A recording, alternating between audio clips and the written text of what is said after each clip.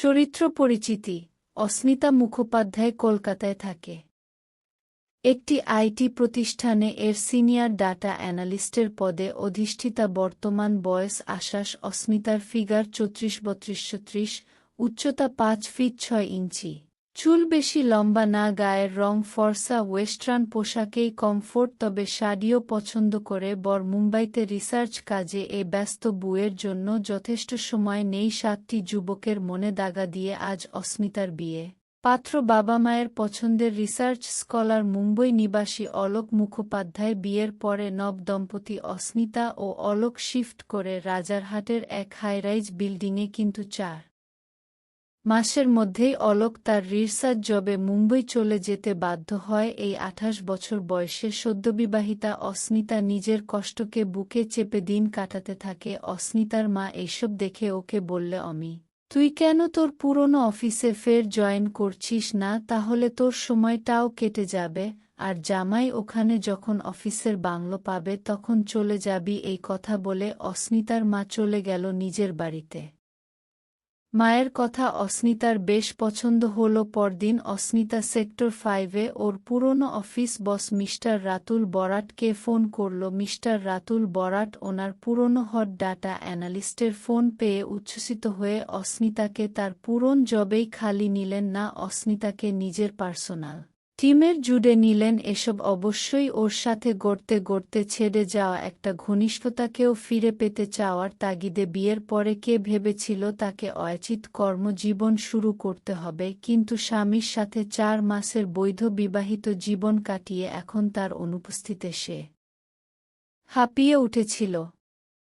স্বামী অলোকের সাথে তার বিবাহিত জীবন সত্যিই উত্তেজনাপূর্ণ ছিল। শারীরিক সম্পর্ক ছাড়া সে এখন এক মুহূর্ত থাকতে পারবে না, এটা বুঝতে পেরে সেই প্রাক্তন অফিস জীবনের পথে পা বাড়াল অস্মিতা। অনেক দিন পর অফিসে গিয়ে কিছু পুরনো ও কিছু নতুন কলিগদের মাঝে দিনটা বেশ ভালোই কাটল। অস্মিতার বস ওকে প্রমোশন দিয়ে ম্যানেজমেন্টের তরফের কর্ত্রী হিসেবে নিযোগ দেওয়ার ফলে ওকে আগের মতো ডেস্কটপ এর সামনে বসে কাজ করতে হবে না, বদলে ওর আন্ডারেই 5 জনের একটা টিম কাজ করবে এবং ওকে রিপোর্ট করবে। অস্মিতাকে বসের সাথে ক্লায়েন্ট ভিজিটে যেতে হবে, এটা স্থির হল। এতে তো অস্মিতা মনে মনে ভীষণই খুশি হল, কারণ এক ক্লায়েন্ট ভিজিটের কারণে অনেক জায়গায় ঘুরতে পারবে। 2 অফিসে কাজের প্রেশারটাও একটু হলেও কম হবে, ফলে ও নিজের বন্ধুদের সাথে সময় কাটাতে পারবে।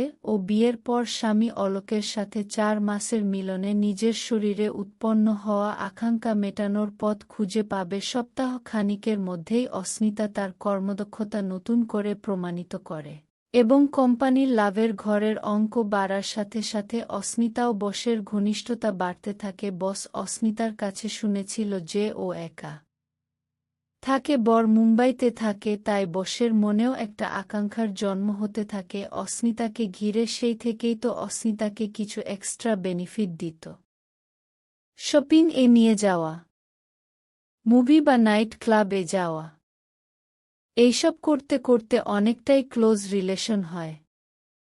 আর সুন্দরী অস্মিতাকে নিয়ে লাঞ্চ বা ডিনারে যাওয়াটা বস রাতুল বরাটের নিত্যকর্মের মধ্যে সামিল হয়ে গেল এবং সুন্দরী অস্মিতাও বসের এইরকম ট্রিটে অভ্যস্ত হয়ে উঠল। কোম্পানির বিজনেস ট্যুরগুলোতেও অস্মিতাই বসের প্রথম পছন্দের তালিকাভুক্ত হল। এইভাবেই বসের সান্নিধ্যে অস্মিতার একাকিত্ব কাটতে থাকে। বাকি কেবল 2টি শরীরের মিলন। অফিস থেকে ফিরে খাটের উপর অস্মিতা উলঙ্গ শরীরটা এলিয়ে দিল।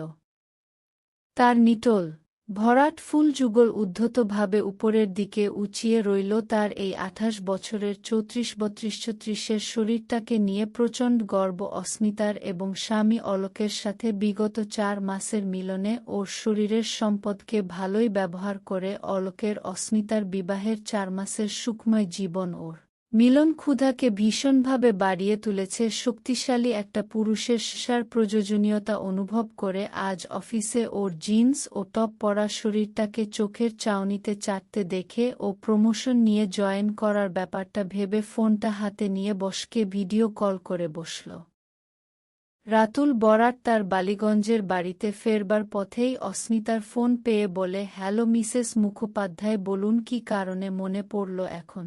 অস্মিতা বলে, আসলে অফিস থেকে বের হবার সময় আপনার সাথে তো দেখা হলো না, আর ফোনটাও বিজি বলছিল, তাই ভাবলাম এখন একবার ট্রাই করি। রাতুল বলে, হ্যাঁ, একটা মিটিংয়ে ছিলাম রাজারহাটের দিকে, এই মিটিং সেরে বাড়ি ফিরব বলে গাড়ির স্টার্ট করতে আপনার ফোনটা এলো। অস্মিতা বলে, ওম্মা, আপনি তো আমার আবাসনের কাছেই আছেন, যদি সমস্যা না হয় তো চলে আসুন, একসাথে ডিনার করা যাবে। এই শুনে রাতুল ভাবে, বাহ, আজ অস্মিতা নিজেই যখন ডাকছে তখন যাওয়াই যাক, কারণ 4 মাসের বিবাহিত জীবনের ফল এখন বরকে ছাড়া থেকে মিসেস মুখোপাধ্যায় নিশ্চয়ই খুব ক্ষুধার্ত হয়ে আছেন। এইসব ভেবে রাতুল বলে, বেশ, ঠিকানাটা দিন। অস্মিতা তার আবাসনের ঠিকানা দিয়ে বলল, আমি গেটে সিকিউরিটিকে বলে রাখছি, আমার এক কাজিন আসছেন, যেন আপনাকে ফ্ল্যাটে পৌঁছে দেয়া। রাতুল গাড়িটা অস্মিতার দেওয়া ঠিকানার অভিমুখে ঘুরিয়ে নেয়। পথে সিটি সেন্টার থেকে 1 বোতল টিচার্স হুইস্কি ও প্রচুর কাজু কিশমিশ, অস্মিতার জন্য একটা হলুদ গোলাপের মাঝে একটিমাত্র লাল গোলাপ সাজানো বোকে, একটা কালো বেবিডল নাইটি ও ডিনার প্যাক করিয়ে নিয়ে অস্মিতার আবাসনের গেটে পৌঁছে সিকিউরিটিকে ওর আসার উদ্দেশ্যে ও কোনো ফ্ল্যাটে যেতে চায় বলতে গেট খুলে ধরে সিকিউরিটির লোক এবং রাতুলকে সাথে করে অস্মিতার ফ্ল্যাটে পৌঁছে দেয়া। রাতুল বেল টিপতে অস্মিতা নাইটির উপরে একটা হাউসকোট জড়িয়ে দরজা খোলে। দরজা খুলতেই বসের নজর পড়ে অস্মিতার বুকের ক্লিভেজের উপর, আর পড়বে নাই বা কেন? তার ফুলগুলো যেন রসের কলসি। সে যখনই অফিসের জন্য বা শপিংয়ে বের হয় তখন আবাসনের ছেলে বুড়ো সবাই তার দিকে ড্যাব ড্যাব করে তাকিয়ে থাকে, শুধু তার 34 সাইজের দুধেল ফুল জোড়া দুটোর জন্য। তার 5 ফিট 6 ইঞ্চি উচ্চতার তুলনায় ফুলগুলো বেশ বড়। অস্মিতা বস রাতুলকে অভ্যর্থনা করে ড্রয়িং রুমে এনে বসায়। রাতুল খাবারের প্যাকেটটা ওর হাতে দিয়ে বলে, দুজনের ডিনারটা প্যাক করেই নিয়ে এলাম। তারপর টেবিলের উপর হুইস্কি ও বাকি খাবারগুলো রেখে ওর জন্য কেনা নাইটিটা দিয়ে বলে, এটা আপনার জন্য পছন্দ হলো তাই নিয়ে ফেললাম। অস্মিতা হেসে বলে, ওম্মা, আপনি এসব আনতে গেলেন কেন? ইনভাইট আমি করলাম আপনাকে। আর আপনি?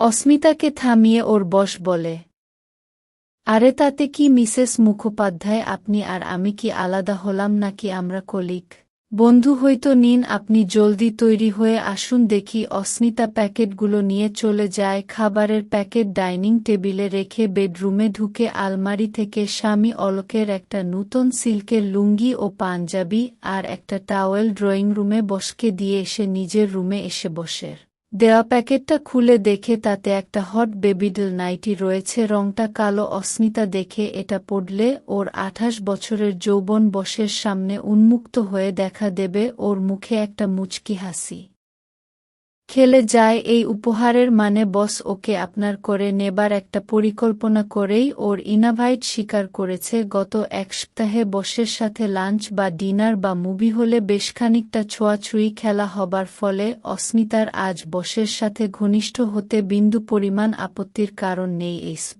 ভাবতে ভাবতে ও আলমারি থেকে নতুন ব্রা ও প্যান্টি বের করে পরে বসের দেওয়া বেবিডল পরে আয়নায় নিজেকেই কেমন অপরিচিতা মনে হয়। অস্মিতা নিজের বাহুতলে ও কানের পিছনে ও গায়ে হালকা করে পারফিউম স্প্রে করে ঠোঁটে গাঢ় লাল লিপস্টিক লাগায়, গালে ও চোখে একটু টাচ আপ ও আইলাইনার টেনে একবার আয়নায় নিজেকে ঘুরিয়ে ফিরিয়ে দেখে তারপর কি ভেবে সিঁদুর দিয়ে সিথিটা রাঙিয়ে নেয়। এরপর নববধূর মতো ধীর পায়ে ড্রয়িং রুমে প্রবেশ করে। অস্মিতার দিকে প্রশংসিত দৃষ্টিতে তাকিয়ে ওর বস বলে, ওয়াও মিসেস মুখোপাধ্যায়, আপনি তো একদম কাজল আগরওয়াল লাগছেন। অস্মিতা দেখে বসকে তার স্বামীর লুঙ্গি ও পাঞ্জাবিতে বেশ লাগছে, আর বসের প্রশংসার কথায় বোঝে 2 দিন আগে দেখা নায়িকার কথা ভেবেই বস ওকে তোল্লাই দিচ্ছে। তখন ও একটু লাজুক হেসে বলে, যায়, আপনি কি যে বলেন না বস। রাতুল বরাট ফুলের বোকেটা ওর হাতে তুলে দিতে দিতে বলেন, মন্দ কিছু বলিনি, আপনি কাজলের থেকেও বেশি হট লাগছেন। অস্মিতা তার প্রিয় হলুদ গোলাপের বোকেটা নিয়ে ড্রয়িং রুমের টেবিলের ফ্লাওয়ার ভাসে রেখে দেয়। তারপর দেখে সোফার সামনের সেন্টার টেবিলে হুইস্কি ও কাজু কিসমিসের প্যাকেটগুলো রেখেছেন ও তখন কিচেনে গিয়ে কাপবোর্ড খুলে 2টো কাঠগ্লাস ও 2টো প্লেট নিয়ে তাতে কাজ। কিসমিস সাজায় ফ্রিজ থেকে আইস ট্রে ও ঠান্ডা জলের বোতল এনে টেবিলে রাখে রাতুল পেগ বানিয়ে অস্মিতার হাতে দিয়ে চিয়ার্স করলে অস্মিতাও সঙ্গ দেয়া। চলবে দ্বিতীয় পর্বের জন্য চ্যানেলটি সাবস্ক্রাইব করে আমাদের সাথে থাকুন।